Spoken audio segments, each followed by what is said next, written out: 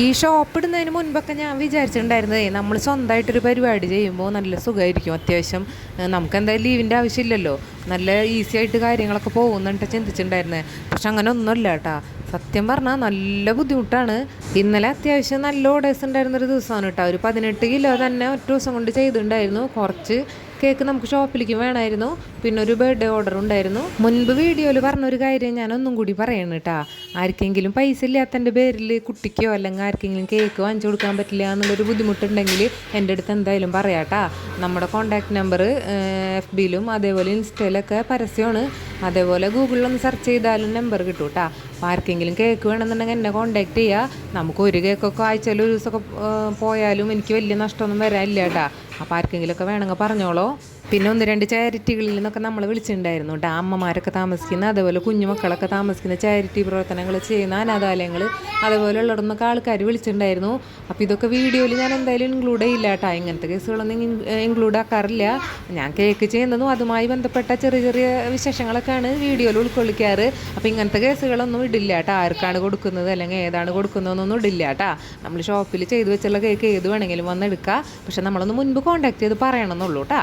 എനിക്ക് എന്തായാലും ചാരിറ്റികൾക്ക് വലിയ രീതിയിലൊന്നും സംഭാവന ഒന്നും കൊടുക്കാനുള്ള വകുപ്പില്ല, ഇപ്പം നിലവിലില്ല. ഭാവിയിൽ ഉണ്ടാവുമെന്ന് അറിയില്ല. അപ്പോൾ നമ്മളെ കൊണ്ട് പറ്റുന്നതൊക്കെ ചെയ്യാം കേട്ടോ. പിന്നെ ഒരു കാര്യം പറയാനുള്ളത്, കടം ചോദിച്ച് പിണങ്ങി പോകുന്നവരുടെ എണ്ണം ഇപ്പോൾ വളരെ കൂടുതലാണ്. അതുകൊണ്ട് മാത്രമാണ് ഇത് വീഡിയോയിൽ പറയുന്നത്. അപ്പോൾ നമ്മുടെ അടുത്ത് കടം ചോദിച്ചിട്ട് അത് ഇല്ല എന്ന് തന്നെ നമ്മൾ പറയാറുണ്ട്. കാരണം ഇപ്പോൾ ഞാൻ താമസിക്കുന്ന വീട്, അതേപോലെ വീട് വാടകയാണ്, അതേപോലെ അതിൻ്റെ കറണ്ട് ബില്ല്, വീട്ടിലത്തെ ചിലവ്, അതുപോലെ നമ്മുടെ ഷോപ്പിൻ്റെ വാടക, കറണ്ട് ബില്ല്, സ്റ്റാഫിൻ്റെ പൈസ, ഇപ്പം ഞാനും അതുപോലെ സാലറി എടുക്കുന്നുണ്ട്, ഹസ്ബൻഡിനും സാലറി എടുക്കുന്നുണ്ട്. മറ്റ് കേക്ക് മെറ്റീരിയൽ പകുതിയോളം നമുക്ക് ലാഭം കിട്ടുന്നുണ്ട്, പകുതിയോളം കേക്ക് മെറ്റീരിയലും വാങ്ങാനും വേണം. ഇതെല്ലാം പോകുന്നത് ഈ ഒരൊറ്റ ഷോപ്പിൽ നിന്ന് കിട്ടുന്ന വരുമാനത്തിൽ നിന്നാണ് കേട്ടോ. അപ്പോൾ എൻ്റെ അടുത്ത് പെട്ടെന്ന് കടം ചോദിച്ചിട്ടുണ്ടെങ്കിൽ എനിക്ക് തരാനില്ല. കയ്യിൽ പൈസ വെച്ചിട്ട് നമ്മൾ എന്തായാലും ഒരു ബുദ്ധിമുട്ട് പറയുമ്പോൾ കൊടുക്കാണ്ടിരിക്കില്ല. ഇത് വേറെ നിവൃത്തികളൊന്നും ഇല്ലാത്തതുകൊണ്ടാണ് കേട്ടോ. പിന്നെ എന്തിനാണ് ഇവർ ദേഷ്യം കൊണ്ട് നമ്മൾ ബ്ലോക്കാക്കി പോകുന്നതെന്നാണ് എനിക്ക് മനസ്സിലാവാത്തത്. ഒന്നാമത്തെ കാര്യം, ഫുള്ള് റോളിങ്ങിലാണ് ഇവിടെ പോയിക്കൊണ്ടിരിക്കുന്നത്. ഇത് നമ്മുടെ വീഡിയോസൊക്കെ കാണാറുണ്ട്, പക്ഷേ ഇത് പറഞ്ഞ ശേഷം നമ്മൾ ബ്ലോക്കാക്കി പോകണമുണ്ട്. അപ്പോൾ അതുകൊണ്ട് മാത്രമാണ് വീഡിയോയിൽ പറഞ്ഞിട്ടുണ്ടായിരുന്നത്. അപ്പോൾ നമുക്ക് കേക്കിൻ്റെ വിശേഷത്തിലേക്ക് വരാം. ഒരു 7 kg ബർത്ത്ഡേ കേക്കാണ് കേട്ടോ നമ്മുടെ അടുത്ത് പറഞ്ഞിട്ടുണ്ടായിരുന്നത്. ഒരു 5 kg വൈറ്റ് ഫോറസ്റ്റ് ചെയ്തിട്ട് അതിനെ പീസാക്കി തരണമെന്ന് പ്രത്യേകം പറഞ്ഞിട്ടുണ്ടായിരുന്നു. രാത്രി 2 മണിയോടെ സെറ്റാക്കി എടുത്തു. പക്ഷെ ഒരു അബദ്ധം പറ്റിയിട്ടുണ്ടായിരുന്നു. നമ്മുടെ ഹൈടെക് ഫ്രിഡ്ജിൽ ഈ കേക്ക് കയറില്ലായിരുന്നു കേട്ടോ.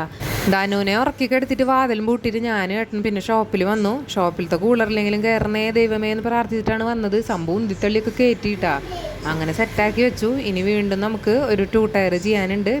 ബോസ് ബേബി തീമിലാണ് കേട്ടോ 2 kg ചെയ്യാനുള്ളത്. അങ്ങനെ മൊത്തം ഒരു 7 kg ആണ് നമ്മൾ ഈ കേക്ക് ചെയ്തിട്ടുണ്ടായിരുന്നു കേട്ടോ.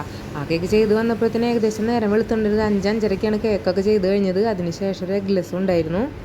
നമ്മൾ ഷോപ്പ് തുടങ്ങിയിട്ടൊരു 4 മാസം കഴിഞ്ഞു കേട്ടോ. ഈ 4 മാസമായിട്ട് ഞാൻ എൻ്റെ വീട്ടിൽ പോയിട്ടില്ല. ഉമ്മക്ക് എന്നും പരാതിയാണ് കേട്ടോ. പക്ഷെ പോകാൻ പറ്റാണ്ടാണ്. നമ്മളെന്തെങ്കിലും പോകാൻ ഫിക്സ് ചെയ്യണ ദിവസം എന്തെങ്കിലും ഓർഡർ ഉണ്ടാവും.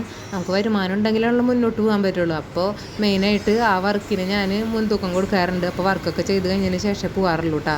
അപ്പോൾ ഇന്ന് ഇതെല്ലാം കംപ്ലീറ്റ് ചെയ്ത് ഫുള്ളാക്കിയതിന് ശേഷം എനിക്ക് ഇന്ന് വീട്ടിൽ പോകണം. അപ്പോൾ നേരമൊക്കെ വെളുത്തിട്ടുണ്ട്. സത്യത്തിലൊരു ക്ഷീണമൊന്നും തോന്നില്ല. നല്ല ഇൻട്രസ്റ്റാണ് കേട്ടോ വീട്ടിൽ പോകാൻ വേണ്ടിയിട്ട്.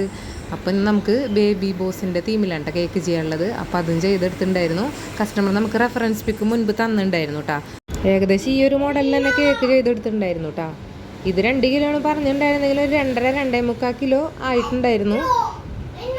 ഇത്രയും കേക്ക്, അതായത് ഒരു 18 കിലോ കേക്ക് എങ്ങനെ ഞാൻ ഒറ്റയ്ക്ക് ചെയ്യുമെന്ന് വിചാരിച്ചിട്ട് ഭയങ്കരമായിട്ട് ടെൻഷനൊക്കെ അടിച്ചിട്ടുണ്ടായിരുന്നു കേട്ടോ. സംഭവം നേരം വെളുത്തെങ്കിലും കേക്ക് അടിപൊളിയായിട്ട് നമ്മൾ ഫിനിഷ് ചെയ്തെടുത്തിട്ടുണ്ടായിരുന്നു. എല്ലാം സെറ്റാക്കി എല്ലാം ഷോപ്പിൽ കൊണ്ടുവച്ചു. ഇത് ധൈര്യമായിട്ട് വീട്ടിൽ പോവാം. അപ്പോൾ ഇന്നത്തെ വീഡിയോ ഇത്രയേ ഉള്ളൂ കേട്ടോ. ഇഷ്ടപ്പെട്ടിട്ടുണ്ടെങ്കിൽ നമ്മുടെ പേജൊക്കെ ഒന്ന് ഫോളോ ചെയ്ത് സപ്പോർട്ട് ചെയ്യണേ.